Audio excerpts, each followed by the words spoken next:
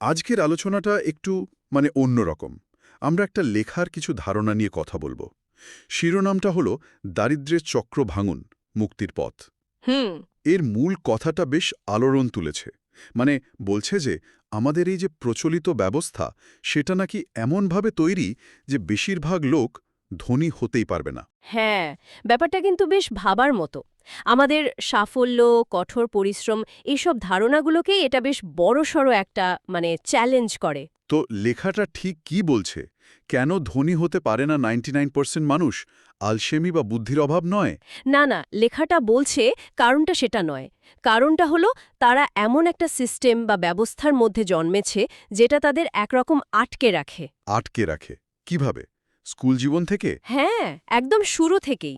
এটাকে লেখাটা বলছে এক ধরনের প্রোগ্রামিং। ছোটবেলা থেকেই শেখানো হচ্ছে মানিয়ে চলতে। মানিয়ে চলা মানে ইউনিফর্ম পরা এইসব? হ্যাঁ, ইউনিফর্ম পরা, ভালো গ্রেড পাওয়া, প্রশ্ন না করে নিয়ম মেনে চলা, স্বপ্নের চেয়ে পরীক্ষাকে বেশি গুরুত্ব দেওয়া। মানে ব্যাপারটা এমন যে চিন্তাশীল বা নেতা তৈরি করা লক্ষ্য নয়। আচ্ছা, লক্ষ্যটা তাহলে কি? লক্ষ্যটা হলো অনুগত কর্মী তৈরি করা, যারা শুধু নির্দেশ মেনে চলবে। টাকা পয়সা বা ধরেন জীবনের স্বাধীনতা এইসব নিয়ে তো স্কুলে তেমন কথাই হয় না। বুঝতে পারছি। স্কুলের এই প্রোগ্রামিংয়ের পর কলেজ, সেখানে গিয়ে কি এই চক্রটা আরও শক্ত হয়? লেখাটা তো তাই বলছে। কলেজে গিয়ে ফাঁদটা আরও গভীর হয়। কিরকম?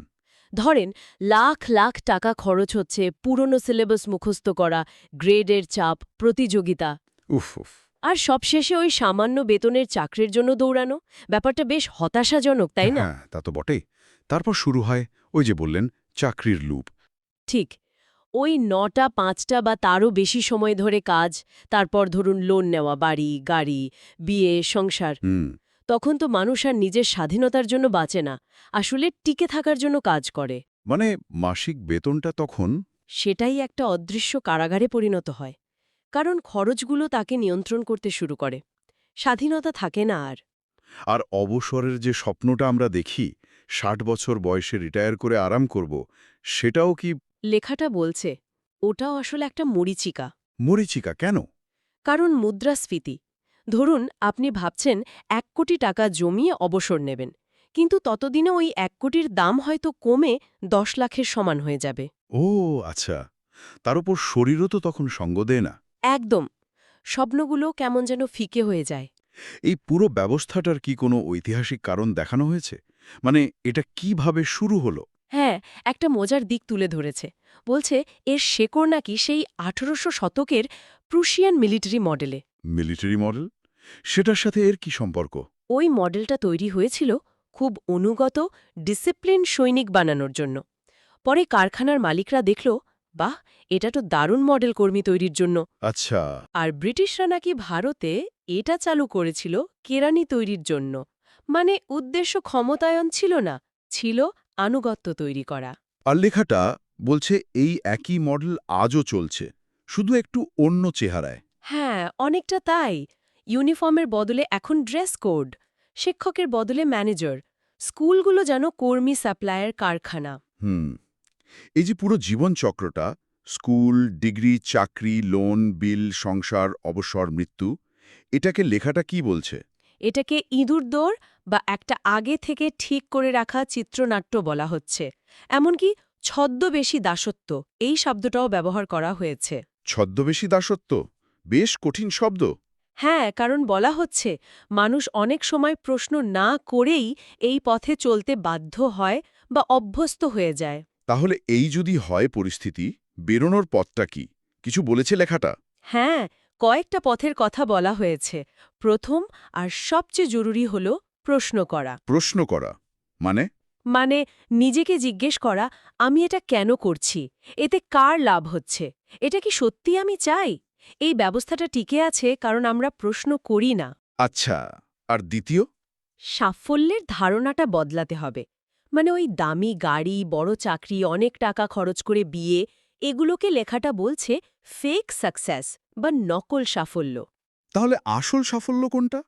আসল সাফল্য হল সময় আর জায়গার স্বাধীনতা, টাকার উপর নিয়ন্ত্রণ থাকা আর মানসিক শান্তি। এগুলোই আসল। আর কোনো উপায়? তৃতীয় উপায় হল কিছু তৈরি করা, নিজের উদ্যোগে কিছু করা। এর জন্য দরকার নতুন দক্ষতা শেখা, ইন্টারনেটকে কাজে লাগানো।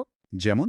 যেমন ধরেন ফ্রিল্যান্সিং করা বা চাকরির পাশাপাশি ছোটখাটো নিজের ব্যবসা শুরু করা, মানে সাইড হাসল, অথবা ডিজিটাল কোনো আয়ের পথ তৈরি করা।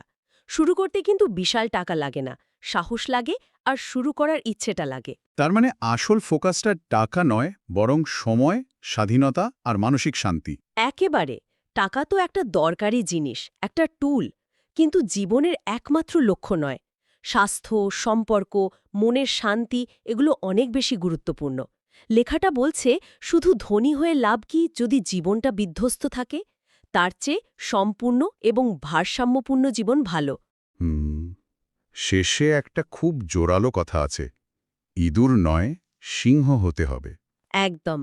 নিজের শর্তে বাঁচতে হবে। অন্য কেউ যে পথটা বানিয়ে দিয়েছে সেই পথে দৌড়ানোর মানে হয় না। এই লেখাটা তাহলে আমাদের সমাজ যে জীবনের একটা ছক তৈরি করে দেয়, সেটাকে প্রশ্ন করতে শেখাচ্ছে। হ্যাঁ, প্রচলিত ধারণার বাইরে গিয়ে ভাবতে বলছে। নিজের পথটা খুঁজে নিতে উৎসাহ দিচ্ছে। আর শেষে একটা প্রশ্ন রেখে যাচ্ছে, তাই না? যেটা আমাদের সবার ভাবা উচিত। ঠিক। প্রশ্নটা হল, আমি কি নিজের জীবনটা যাপন করছি, নাকি অন্য কেউ আমার জন্য যে জীবনটা তৈরি করে দিয়েছে সেটাই যাপন করছি? এটা সত্যি একটা গভীর প্রশ্ন। আমাদের আজকের আলোচনা এখানেই শেষ করছি, কিন্তু এই প্রশ্নটা হয়তো থেকেই যাবে।